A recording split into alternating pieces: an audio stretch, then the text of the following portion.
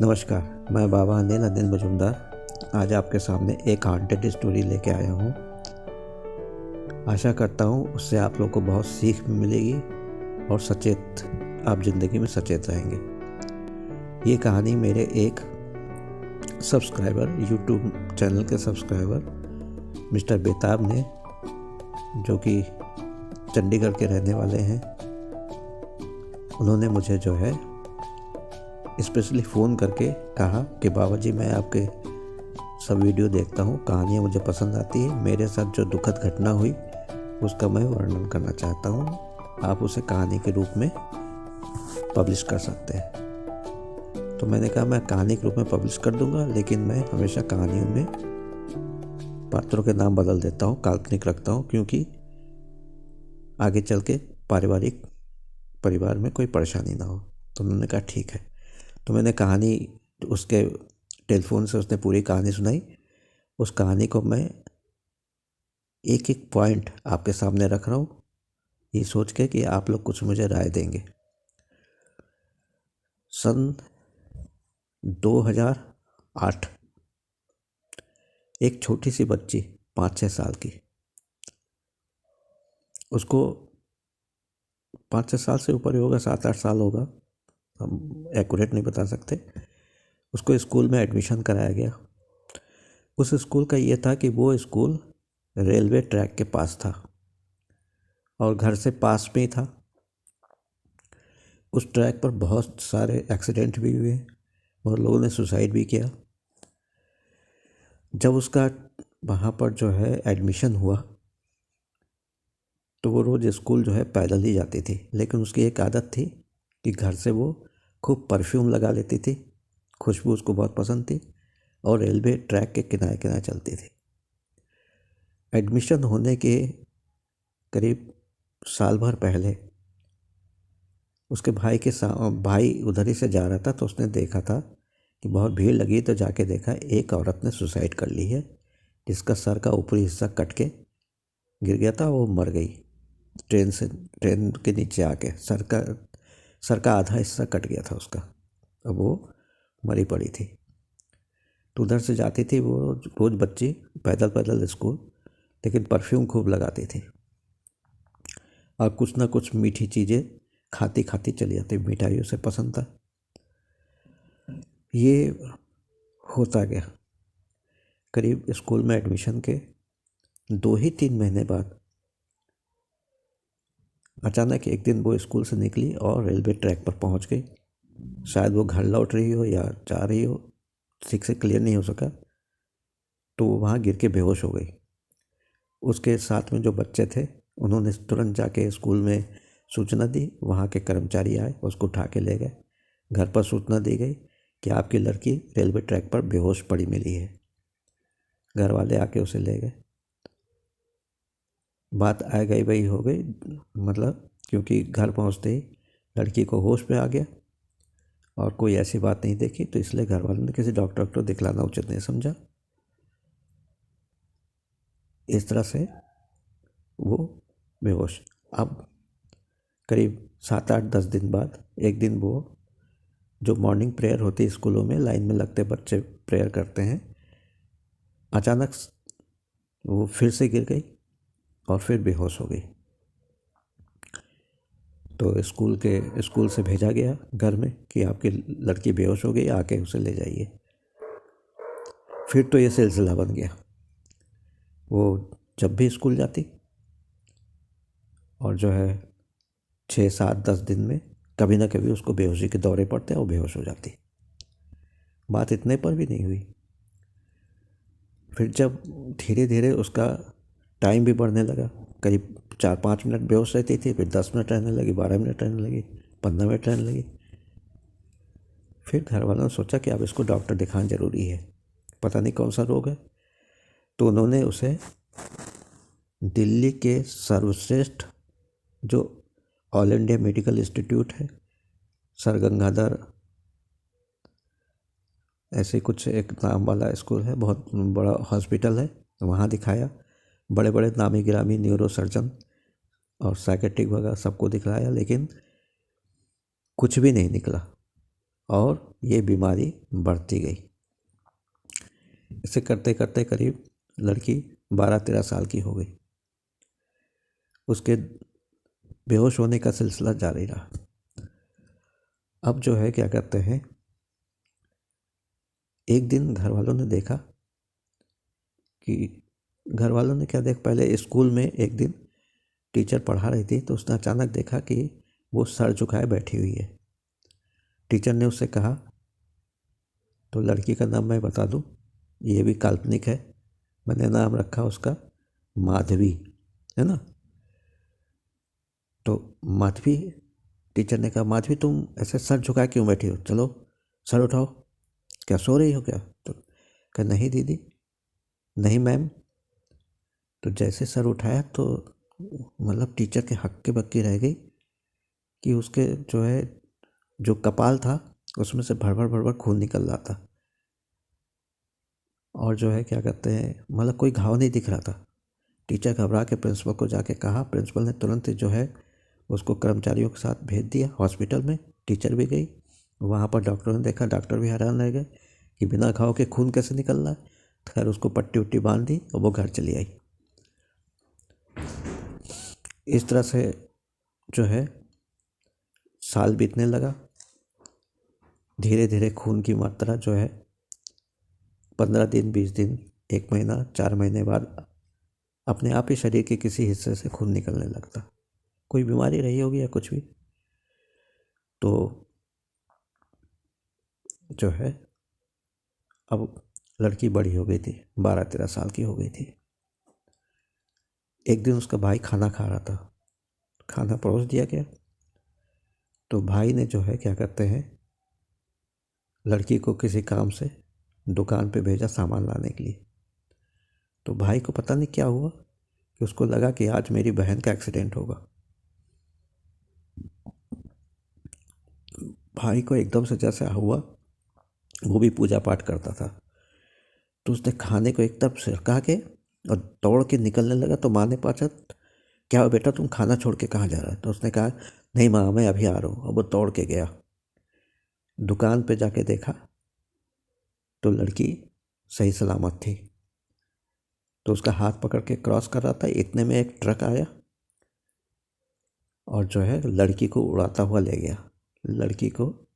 लड़की मरी नहीं, लेकिन उसकी टांग जो है टूट गई, उसमें सरिया डाल दी गई। अब हॉस्पिटल में लड़की करीब 1 महीने तक भर्ती रही। उसके फादर जो है क्या कहते हैं, दिन रात उसकी सेवा करते हैं। एक दिन फादर की नाइट ड्यूटी थी तो उन्होंने अपने बेटे से कहा कि आज रात तुम रहो। तो रात के मतलब वो वहीं पर शाम को जो मिस्टर बेताब हैं जिन्होंने फ़ोन किया था, तो वो रात में जाके वहाँ पर रुक गए। और थोड़ी देर बाद जो है जब बहन सो गई रात के 11 बजे करीब, तो वो रिसेप्शन पे आके बैठ गए। उन्होंने देखा टीवी चल रहा है, टीवी देखने लगे। अचानक बचाओ बचाओ बचाओ बचाओ भैया बचाओ, जब आवाज़ आई, पास में ही था उसका वार्ड। दौड़ के गया तो देखा जिस कमरे में लड़की भर्ती थी, सरिया डाली हुई थी, वो कहने क्या हुआ बाबू, क्या हुआ। तो कहने, भैया देखो ये 2 लड़कियां जो है मेरी टांग को पकड़ के खींच रही हैं। तो कह रहे कौन सी लड़की, कहाँ पर। कहते ये तो खड़ी है ना। तो जैसे ही वो अंदर गए और पास में गए तो वो कहने, भैया देखिए, वो देखिए दरवाजे से बाहर निकली चली जा रही। भैया ने पलट के देखा तो कोई भी नहीं दिखाई पड़ा। फिर भैया ने वो ऐसा क्या, तो कहने लगी जिस दिन मेरा एक्सीडेंट हुआ था ट्रक से, तो ट्रक के ऊपर यही 2 लड़कियां खड़ी हुई थी। तो भाई भी शक पका गया। फिर जो है क्या कहते हैं, मतलब 3 महीने बाद करीब लड़की पूर्णतः मतलब चलने फिरने काबिल हो गई, फिर स्कूल जाने लगी। लेकिन उसका बेहोश होना जारी रहा, खून निकलना भी जारी रहा। सभी डॉक्टरों ने उसको हाथ खड़े कर दिए। बड़े बड़े स्पेशलिस्ट डॉक्टरों ने भी कहा कि भाई ये समझ में नहीं आ रही बीमारी कि खून का अपने आप निकलना, बेहोश हो जाना जबकि कुछ भी नहीं निकलता। मतलब ब्रेन का जो ईसीजी वगैरह होता है वो भी कराया गया, सब कुछ कराया गया, हर तरह से देखा गया, लेकिन कुछ भी नहीं निकला, बिल्कुल नॉर्मल। तो जो है और इधर बड़ी बहन की शादी भी हो गई। लड़की अब उम्र में करीब 15-16 साल से ऊपर ही हो गई। और बड़ी बहन की शादी, घर में सब ठीक ठाक। बड़ी बहन शादी करके खुश खुश होकर अपने पति के साथ ससुराल चली गई। लेकिन ज़्यादा साल तक नहीं रह पाई। 2 साल के अंदर ही अंदर वो अपने पति को छोड़ के अपने माँ बाप के पास घर लौट आई अपने 2 बच्चों के साथ। आज भी वहीं पर है। और इधर जो है क्या कहते हैं, भाई जब घर की परेशानी इधर उधर सब उसको मतलब कोई काम ना होना तो वो डिप्रेशन में आ गया और नशा पानी करने लगा। एक दिन जब बहुत ज़्यादा डिप्रेशन में भाई आ गया, वही मिस्टर बेताब, तो उसने सोचा मैं सुसाइड कर लूँ। तो वो गया रेलवे लाइन किनारे सुसाइड करने के लिए। ट्रेन में आने में देर थी, वहीं बैठा था। बिल्कुल उसने कर लिया कि आज मैं ट्रेन से कट के मरूंगा। अचानक एक पर्चा उड़ता हुआ आया उसके सामने। उसमें भगवान भोलेनाथ का था, भगवान शिव जी का, शंकर जी का फोटो था और कुछ लिखा हुआ था। उसने कहा शंकर जी से कि जो है कि मैं आज से हमेशा सुबह दोपहर शाम रात किसी भी अवस्था में हूँ, लेकिन मैं आपका नाम जपता रहूँगा। तो सपने में रात में देखा भगवान, तो थोड़ी देर में कहता रहा। तो अचानक उसके सामने जो है भोलेनाथ जी प्रकट हो गए, त्रिशूल डमरू और बाघंबर पहने। तो उन्होंने कहा जाओ, ठीक 8 बजे तुमको काम मिल जाएगा, तुम काम करने लगना। भाई तो सब बहनों से बड़ा था, तो सच में रात के 8 बजे उसके पास मतलब एक आदमी आया, कहा कि कल से तुम नौकरी पर जा सकते हो। उसको नौकरी मिल गई। लेकिन जो उसने धीरे जब नौकरी मिली, पैसा आने लगा, तो नशा भी करने लगा खूब। तो घर में लड़ाई झगड़ा भी होता, सब कुछ होता उसके लिए, नशे पानी के लिए। और वो अपनी बहन को, बहुत ही छोटी वाली बहन को, जिसका नाम माधवी है, उसको बहुत प्यार करता था। और इधर जो है जब मतलब सब डॉक्टर लोग हार गए, कुछ नहीं कर पाए, तो किसी मित्र, उसी मिस्टर बेताब के किसी मित्र ने बताया लखनऊ में कोई तांत्रिक हैं बहुत बड़े, तो वो ऐसा केस देखते हैं। तो उनको फ़ोन किया गया। तो तांत्रिक ने कहा कि देखो मैं आपकी बहन को ठीक कर देता हूँ, है ना। तो उन्होंने जो है वहीं से ही फ़ोन से ही बहन को फूंक फाक करके ठीक कर दिया। उसके बाद कुछ नहीं हुआ, साल भर तक कुछ भी नहीं, बहन बिल्कुल ठीक है। बहन ठीक हो गई। फिर जो है क्या कहते हैं, मतलब दोबारा जब फ़ोन किया कि हाँ साल भर के अंदर कि बहन तो गुरुजी ठीक हो गई, अब मैं क्या करूँ। तो उस तांत्रिक ने बताया कि देखो एक बार बहन को मेरे पास ले आओ, मैं उसकी अच्छी तरह से पूजा वूजा कर दूँ, तुम्हारी बहन बहुत मुसीबत में, संकट बहुत तगड़ा आने वाला है। और सच में उन्होंने कहा, और दूसरे दिन से वो खून वून बेहोश होना बंद हो गया था। दूसरे दिन से खून निकलना फिर शुरू हो गया। पहले तो कभी कभी 10-15 दिन में ना, आप भाई रोज में कभी दोपहर शाम रात में, है ना। अब तो धीरे धीरे इतना हो गया कि बिस्तर पर बिस्तर, चादर पर चादर बदला जाता, लेकिन खून जो है बहता ही रहता कहीं ना कहीं से। तो बहुत परेशान हो गए। तो जो है फिर गुरुजी ने कहा देखा मैं सब काम करता नहीं है, लेकिन कोशिश कर रहा हूँ, लेकिन वो फिर ठीक नहीं कर पाए उसे। और इधर फिर जो है एक लड़की यंग हो चुकी थी। तो एक महबूब नाम के तांत्रिक दिल्ली में थे। वो उनके पास भीड़ लगी रहती थी, अच्छे जाने माने तांत्रिक थे। तो उसके पास ले गए। तो वो तांत्रिक जो है वो जानते हैं कि तंत्र में ये होता है कि औरतों को देखते ही हवस सवार हो जाती है लोगों को, अपने तंत्र मार्ग से गिर जाते हैं और अय्याशी करने लगते हैं औरतों के साथ। तंत्र का झूठा मूठा काम करके और उनको अपने जाल में फंसा के उनके साथ अय्याशी करते हैं। तो जब उसने उसकी बहन को देखा, तो हो सकता था उसके मन में गलत भावना आ गई हो। वो किसी न किसी तरह से उसकी बहन को पाना चाहता था। भाई ताड़ गया, है ना। भाई ने जो है उसको उसके यहाँ जाना बंद कर दिया बहन को लेके। एक दिन भाई किसी काम से बाहर गया था, अब वो साथ और फादर थे नहीं घर में, और माँ जो है अपने किसी और कमरे में थी। वो चुप्पे से घर में घुस गया। इतने में भाई थोड़ी देर में लौट आया तो उसने देखा कि वो जो महबूब तांत्रिक, वो उसके बहन के कमरे से निकल रहा। भाई को देखते हुए दौड़ने लगा तो वो भी पीछे पीछे दौड़ा, लेकिन वो पकड़ में नहीं आया। उसके बाद से वो बहन की तबीयत फिर बहुत ख़राब होने लगी, बहुत ज़्यादा। भाई समझ गया कि इस महबूब ने आके जितने बंधन किए थे लखनऊ वाले गुरुजी ने, उसको इसने काट दिया है और इसकी हालत फिर से ख़राब हो गई। तो बहुत ही ज़्यादा ख़राब हो गई। फिर मतलब यंग लड़की, अब उसने एक सावन के जुलाई में करीब पैदा हुई थी शायद, है ना। तो सावन के महीने में जिस दिन जन्मदिन था, उसने सुबह कहा कि मैं जो हूँ अपना जन्मदिन आज मनाऊंगी। तो वो जो है बहुत खुश थी, और उसको 2-3 दिन से मतलब बेहोश भी नहीं हो रही थी और खून भी नहीं निकल रहा था, इसलिए उसने जन्मदिन मनाने की सोची। सब लोग खूब धूमधाम से उसका जन्मदिन मनाना चाहते थे, क्योंकि लड़की ठीक हो गई, 3-4 दिन से कुछ भी नहीं हुआ, तो उन्होंने समझा ठीक हो गई है, अब नहीं होगा कुछ। तो जन्मदिन की सब तैयारी करने, केक वेक लाया गया सब कुछ, और भाई और भी सामान खरीदने के लिए गया। तो उसने अपनी माँ से कहा कि माँ, मैं भैया के कमरे में जा रही हूँ कपड़े बदलने, क्योंकि अभी मेरी सब सहेलियाँ आती होंगी। तो माँ ने कहा जाओ। तो वो अपने वही मिस्टर बेताब के कमरे में चली गई और कपड़े बदलने लगी। अब कपड़े बदलने क्या, अंदर से दरवाज़ा बंद करके कुछ भी करने लगी हो।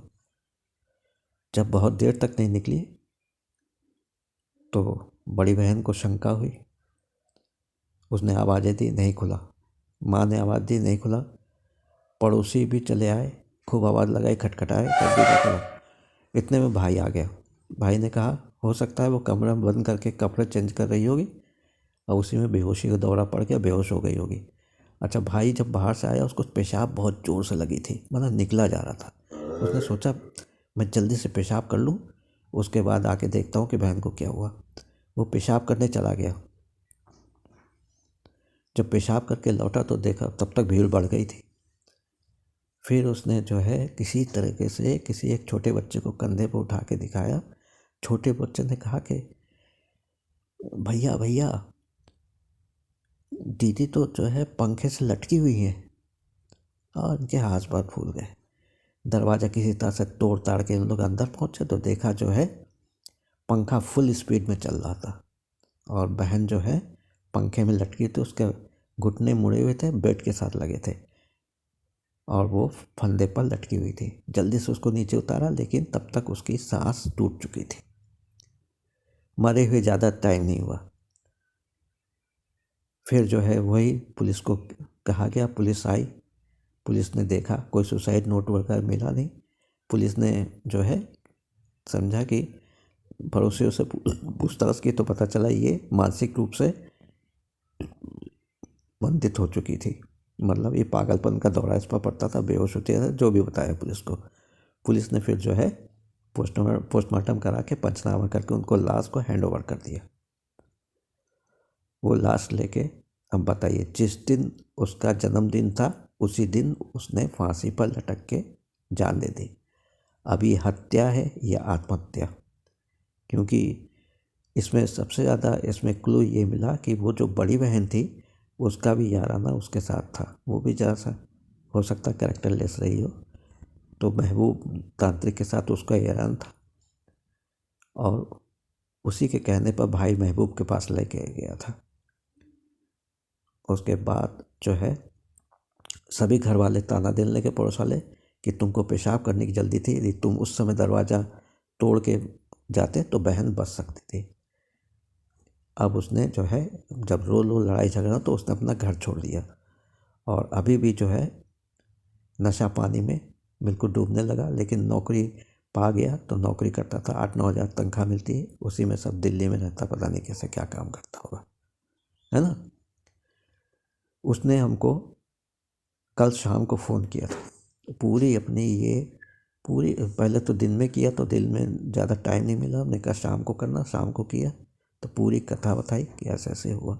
आज भी उसने बताई, उसने सारे बहन के जितने वीडियो थे भेजे और पोस्टमार्टम रिपोर्ट वगैरह तो मैंने देख लिया, सब कुछ कर लिया। उसके बाद मैंने कहा ये किसी और के हाथ में ना पड़े, तो मैंने उसको सबको डिलीट कर दिया। और आज उसने रात में फिर शाम को फ़ोन किया तो कहा कि आपसे जब से मैंने बात की, मैंने उसको कहा था कि ऐसे ऐसे बजरंगबली का जो हनुमान चालीसा का पाठ किया करो, सुबह शाम दोपहर जब भी हो पाठ किया करो, हमेशा भगवान का नाम लिया करो। तो कहता ये सब मैं हनुमान जी का तो कर नहीं पाया, लेकिन आज मैंने सुबह से एक बूंद शराब गांजा भांग कुछ भी नहीं, कोई तरह का नशा नहीं किया और मैं बहुत ही एक्टिव हूँ और बहुत अपने को हल्का महसूस कर रहा हूँ। और फिर मैंने उसके कहा कि यदि तुम मुझे गुरु जी कहते हो तो आप, क्योंकि तुम्हारे गुरु कभी नशा नहीं करते हैं और नशेड़ियों से बहुत खफा रहते हैं, मतलब मैं सही में बहुत घृणा करता नशेड़ियों से। तो आज के बाद तुम नशा नहीं, उसने हमसे प्रॉमिस किया नहीं। तो मैंने कहा देखो मैं अब वीडियो तुम्हारे उसमें डाल दूँगा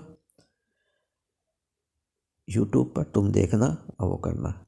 मैं पोस्टमार्टम रिपोर्ट जो मेरा सब डिलीट हो गया तो मैंने फिर से मंगवाया, यदि आ जाता तो अपने पास रखूँगा, कभी हो सका तो वो मैं दूँगा। ये एक हॉन्टेड स्टोरी है, इसलिए बता रहा हूँ कि औरतें बाल खोल के परफ्यूम लगा के बहुत सारी, और बहुत से लोग परफ्यूम लगा के ये जो हॉन्टेड ब्लॉग बनाते हैं, तो उनसे गुजारिश है कि इस तरह से भैया रेलवे ट्रैक के किनारे या किसी भूतहा जगह पे ना जाया करो, कहीं भूत चढ़ गया तो बहुत ही परेशान होगी। तो कैसी लगी मेरी नई भूत की कहानी? उसके बीच में जो है क्या कहते, किसी ने जब वो किया तो एक बार वो बोली भी कि मुझको दिव्या नाम की जो है औरत मुझको ये सब करने के लिए कहती है, अब वही मेरे शरीर के अंदर आ जाती है, इस तरह से जो है। लेकिन उसमें एक तो औरतें और भी थी कि वो गरम गरम कढ़ाई में हाथ डाल के पकौड़े निकाल लेती थी, 4-5 दिन बाद क्या होने वाला था वो सब बता देती थी, सारी चीज़ें, मतलब पैरानॉर्मल एक्टिविटीज़ जो होती है सब उसमें आ गई थी। अब बताइए, खौलते तेल में हाथ डाल के एक साधारण सी लड़की पकौड़े को निकाल ले, वो कर ले, पूड़ियों को निकाल ले, तो ये तो भैया बहुत दिल गुर्दा वाला या कोई बहुत बड़ा जिसके अंदर प्रेत हो वही कर सकता है। इस तरह से ये हॉन्टेड स्टोरी मैं ख़त्म कर रहा हूँ। आशा करता हूँ इसको पढ़ के आप लोग, इसको देख के सुन के आप लोग जो है शिक्षा लेंगे कि कभी भी परफ्यूम वगैरह लगा के हॉन्टेड जगह पे ना जाओ, और ना ऐसा कोई काम करो मीठा मीठा खा के कि भूत चढ़ जाए और बेटा सब ब्लॉग बनाना धर के रह जाए। नमस्कार, जय हिंद, जय भारत, आप सबको गुड नाइट।